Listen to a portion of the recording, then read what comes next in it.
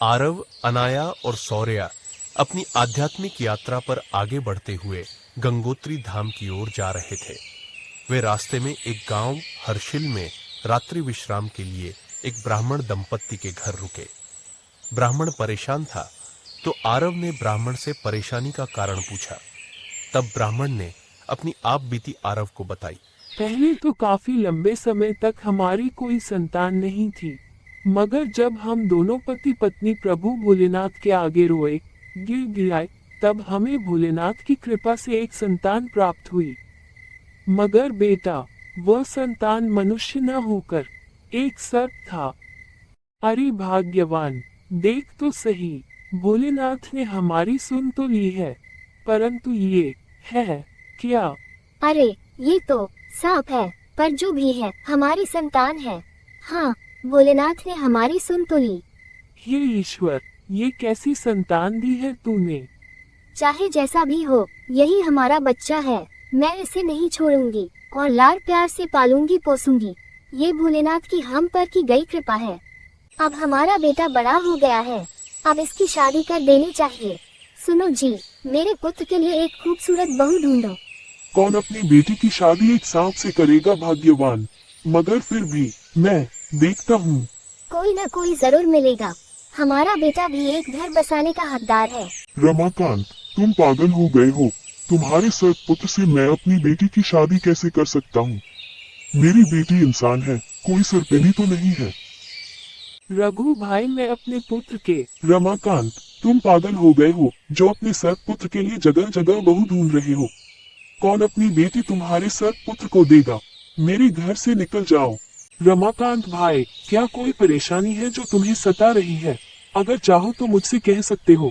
भाई, क्या बताऊं, अपने पुत्र के रिश्ते के लिए बहुत जगह गया, पर कोई भी अपनी बेटी मेरे सर्प पुत्र से ब्याहने को तैयार नहीं। बस इतनी सी बात है। रमाकांत, तुमने मुझे पहले क्यों नहीं बताया? मैं अपनी बेटी की शादी तुम्हारे बेटे से करूंगा। क्या तुम सच कह रहे हो? पर तुम्हारी बेटी क्या हाँ करेगी? हाँ, क्यों नहीं करेगी? वह मेरी कोई भी बात नहीं टालती। मेरी बेटी बहुत ही संस्कारी है। सुनो जी, तुमने रमाकांत भाई को हाँ बोलकर कोई गलती तो नहीं की। वह मेरा दोस्त है और बहुत परेशान था। उसकी परेशानी मुझसे देखी नहीं गई। अब जो होगा वह सब मैंने भोलेनाथ पर छोड़ दिया है।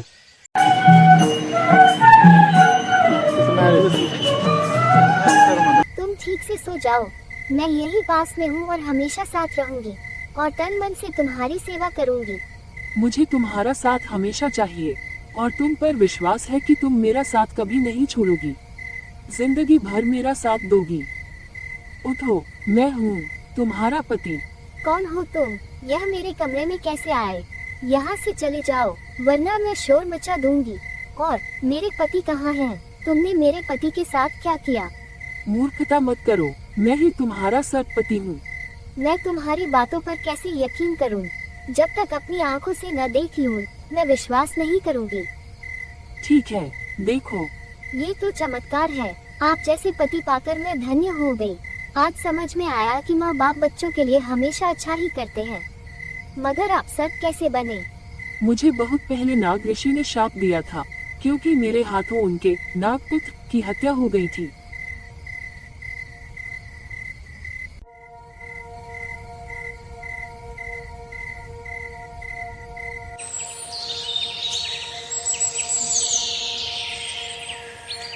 माता जी, आपका पुत्र सर्प नहीं है।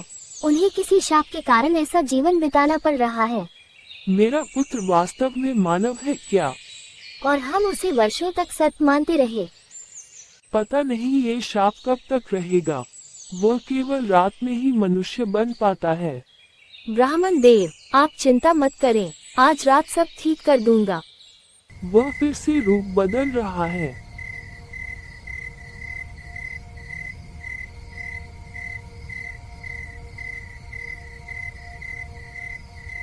यही इसका शाप है और यही इसका अंत। आरव, तू हमारे लिए देवदूत बनकर आया। ब्राह्मण देव, ये सब आपकी आस्था और धैर्य का फल है। और मेरी पत्नी का प्रेम, जिसने मुझे सच्चे अर्थों में पति माना। और आरव का साहस, जिसने आपको शाप से मुक्ति दिलाई। इसलिए तो कहा जाता है, निराशा में भी आशा की किरण छिपी होती है।